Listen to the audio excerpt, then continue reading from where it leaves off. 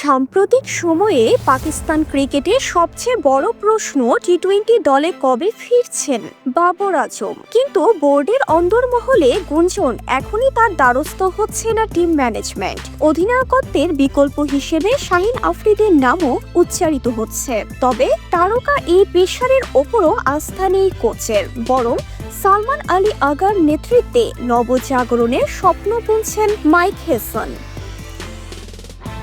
ভারতের বিপক্ষে এশিয়া কাপে টানা ৩ পরাজয়ে রীতিমতো এলোমেলো দি গ্রিন ম্যান শিবির। পাশাপাশি সালমানের অধিনায়কত্বের কৌশল, ব্যাট হাতে ব্যর্থতা আর দলের আত্মবিশ্বাসের ভাঁজে জমে থাকা অনিশ্চয়তাও চোখে আঙ্গুল দিয়ে দেখিয়ে দিচ্ছেন সমালোচকরা। ৭ ম্যাচে ৭২ রান, গড় মোটে ১২, স্ট্রাইক রেট ৮০.৮৯। অধিনায়ক হিসেবে এই পরিসংখ্যান যেন নিজের প্রতিচ্ছবির বিপরীতে দাঁড়ানো এক কঠিন বাস্তবতা।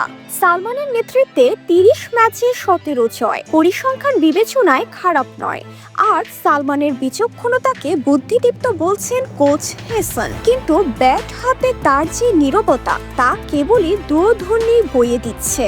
বোর্ডে শাহিন আফ্রিদির হাতে ফের অধিনায়কত্ব তুলে দেওয়ার বিষয়টিও আলোচনায় উঠেছিল, কিন্তু দ্বিমত পোষণ করেন কোচ ও নির্বাচকরা। একই সঙ্গে বাবর আজমকে টি-20 দলে ফেরানোর প্রস্তাবও নাকচ হয়।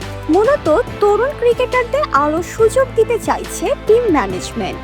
এদিকে দক্ষিণ আফ্রিকার বিপক্ষে আসন্ন সিরিজকে সামনে রেখে প্রস্তুত হচ্ছে দি গ্রিন ম্যানরা। ২৮ ও ৩১ অক্টোবর এবং ১ নভেম্বর মাঠে গড়াবে টি-20 ম্যাচগুলো। এছাড়া ফেব্রুয়ারিতে ভারত ও শ্রীলঙ্কায় টি-20 বিশ্বকাপে পাকিস্তানের স্টিয়ারিংয়ে কে বসছেন, এই প্রশ্নই হয়তো আগামী ৪ মাসের সবচেয়ে বড় আলোচ্য বিষয়। যদি ভাগ্যচক্রে বাবর ফেরেন, তাহলে সেটি হবে এক ক্রিকেটীয় পুনর্জন্মের গল্প, যেখানে পতন আর প্রত্যাবর্তন পাকিস্তানের স্বপ্নের সঙ্গে মিলেমিশে যাবে। সানজানা ঢালি, দ্য ডেইলি ক্যাম্পাস, ঢাকা।